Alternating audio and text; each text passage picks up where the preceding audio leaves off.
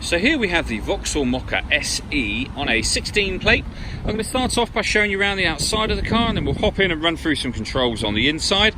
But from the outside you can see it's a 5-door car with alloy wheels and tinted windows. Let's start off inside the boot and then work our way around the rest of the car from there. So as we approach the boot, you'll see we've got reversing sensors, plenty of boot space as well, along with that 60/40 split folding rear seat. Okay, so we're just going to work our way back round to the front of the car, and then we'll hop in and run through some controls on the inside. But now that we've done a full circle of it, you can see it's in excellent condition the whole way round. Just briefly before we climb in, I think it's well worth seeing the interior from this exterior point of view. You get full leather seats, as you can see. There's plenty to run through on the dashboard, so let's hop in and we'll do that now. Okay, so now that we're inside the car, we're going to start with the dials. On the left-hand side, we have the rev counter, and on the right-hand side, the speedometer. In the middle, you can see the total miles for this car, which are 21,386. At the very top, we've got the fuel gauge and coolant temperature gauges. If we back out to the steering wheel, on the right-hand side, we have stereo and phone controls, and on the left-hand side, we have both cruise control and speed limiter.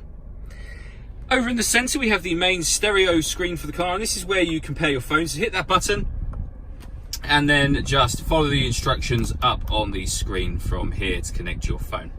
When it comes to radio, you can see this car's got DAB, AM and FM. If you want to listen to your own music, you can do that via the CD player. There's no CD in there at the moment. Or we have both auxiliary and USB inputs as well.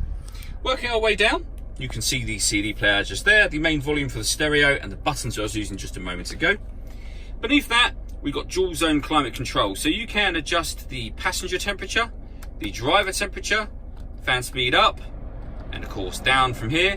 You can determine where you'd like the air to be distributed, then hit that button to turn the air conditioning on.